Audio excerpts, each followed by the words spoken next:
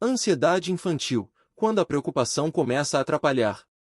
Leitura rápida. Principais pontos do artigo. Tópico. O que é a ansiedade infantil? Uma reação emocional de medo ou tensão diante de situações percebidas como ameaçadoras, reais ou imaginadas. Tópico. Sinais corporais e comportamentais, dores de barriga ou cabeça recorrentes, choro fácil, recusa em ir à escola, irritabilidade e medo extremo de errar. Tópico. O papel da escola. A ansiedade costuma se manifestar em quedas de rendimento, travas em provas, deu branco, e recusa em participar de atividades sociais. Tópico. Como a família pode ajudar, validar os sentimentos da criança sem ridicularizá-los, criar rotinas previsíveis e incentivar pequenos enfrentamentos graduais. Toda criança sente medo, insegurança ou preocupação em algum momento. Ter receio do escuro, ficar nervosa antes de uma apresentação, estranhar pessoas novas ou sentir medo de se separar dos pais faz parte do desenvolvimento infantil saudável. A ansiedade, em certa medida, é uma reação natural do corpo diante de situações percebidas como desafiadoras. O problema começa quando essa preocupação se torna muito frequente, intensa ou passa a atrapalhar a rotina diária. Quando o medo impede que ela brinque, aprenda, durma bem, vá à escola, faça amizades ou participe de atividades comuns, é importante olhar com mais atenção. A ansiedade infantil nem sempre aparece de forma óbvia. Muitas vezes, a criança não possui maturidade para dizer, estou ansiosa. Ela demonstra por meio de choro, irritação inexplicável, dores físicas recorrentes, dificuldade para adormecer, recusa escolar, necessidade constante de confirmação ou medo excessivo de errar. Por isso, compreender as manifestações de ansiedade é essencial. Quanto mais cedo a família e a escola percebem que algo está acontecendo, maiores são as chances de oferecer acolhimento, apoio e intervenção adequada. O que é a ansiedade infantil? A ansiedade infantil é uma resposta emocional marcada por medo, preocupação ou tensão diante de situações que a criança interpreta como ameaçadoras. Essa ameaça pode ser real ou imaginada. Para o adulto, determinada situação pode parecer simples, mas para a criança pode ser vivida de forma muito intensa. Situações comuns que podem gerar sofrimento incluem: tópico. Apresentar um trabalho ou falar para a turma. Tópico. Dormir sozinha no próprio quarto. Tópico. Ficar longe da mãe ou do pai, ansiedade de separação. Tópico. Fazer provas ou avaliações escolares. Tópico. Participar de eventos sociais ou festas com muitas pessoas. Tópico. Mudar de escola ou de residência. A criança ainda está desenvolvendo recursos emocionais para lidar com frustrações, mudanças e inseguranças. Como ela nem sempre consegue explicar em palavras o que sente, os adultos precisam prestar atenção ao comportamento, à rotina e às reações físicas corporais. Sinais de alerta. O que observar? Os sintomas podem variar amplamente, afetando diferentes áreas da vida da criança.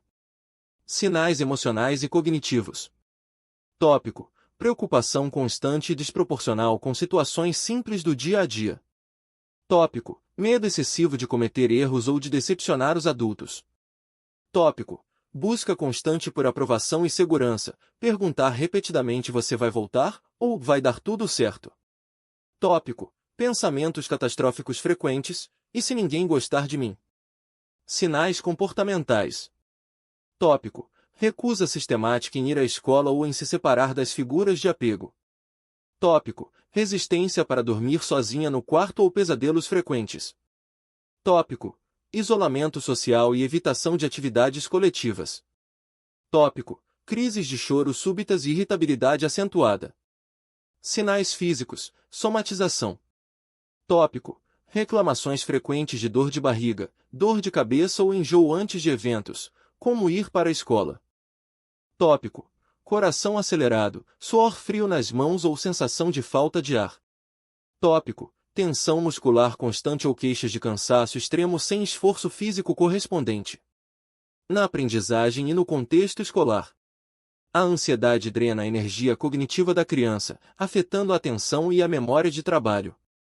Ela pode estudar e saber todo o conteúdo em casa, mas sofrer um branco na hora da prova. Outros comportamentos incluem apagar repetidamente a escrita na folha de papel, rasgar tarefas diante de pequenos erros e travar ao ser solicitada a responder em voz alta na aula. Como a família pode ajudar? O apoio em casa deve se basear no equilíbrio entre acolhimento e incentivo. Tópico: valide os medos da criança. Em vez de dizer "isso é bobagem" ou "não precisa ter medo", prefira falas acolhedoras. "Eu vejo que você está preocupado com isso, e tudo bem sentir medo. Vamos pensar juntos em como enfrentar essa situação." Tópico: evite a superproteção. Evitar que a criança passe por qualquer desconforto ou resolver todos os problemas por ela impede que ela desenvolva resiliência. O ideal é o suporte gradual. Se ela tem medo de dormir sozinha, comece sentando-se ao lado da cama até ela dormir, depois afaste-se para a porta nas noites seguintes, até ela se acostumar. Tópico: mantenha uma rotina previsível. Ambientes organizados trazem segurança. Avisar a criança sobre compromissos e mudanças com antecedência calma a mente ansiosa. Tópico: respire e acalme. Em momentos de crise, ensine a criança a respirar lentamente, inspirando pelo nariz e soltando o ar devagar pela boca como se estivesse soprando uma vela. Tópico: brincadeiras e lúdico. Histórias infantis, desenhos e teatros de bonecos são ótimas ferramentas para a criança projetar seus medos e aprender a resolvê-los de forma leve. Como a escola pode contribuir? A escola deve ser um ambiente de segurança física e emocional para o aluno ansioso. Tópico: adaptações pedagógicas, flexibilizar tempos de prova, oferecer instruções claras por etapas e evitar expor o aluno a leituras ou apresentações em público sem o consentimento e preparo prévio dele. Tópico: espaço de escuta, desenvolver um canal de comunicação aberto entre professores, coordenação e a família do aluno. Tópico: mediação social, estimular a inclusão do aluno em grupos pequenos de trabalho, reduzindo a pressão social dos grandes grupos. O papel da psicopedagogia. A psicopedagogia atua diretamente quando a ansiedade começa a bloquear o processo de aprendizagem e a prejudicar o desempenho acadêmico da criança. O psicopedagogo clínico trabalha. Tópico: a reabilitação da autoestima acadêmica da criança, mostrando que o erro faz parte do processo de aprendizagem. Tópico: técnicas de organização de estudos que reduzem a ansiedade de véspera de provas. Tópico: o desenvolvimento de estratégias para lidar com travas e bloqueios cognitivos durante as tarefas escolares.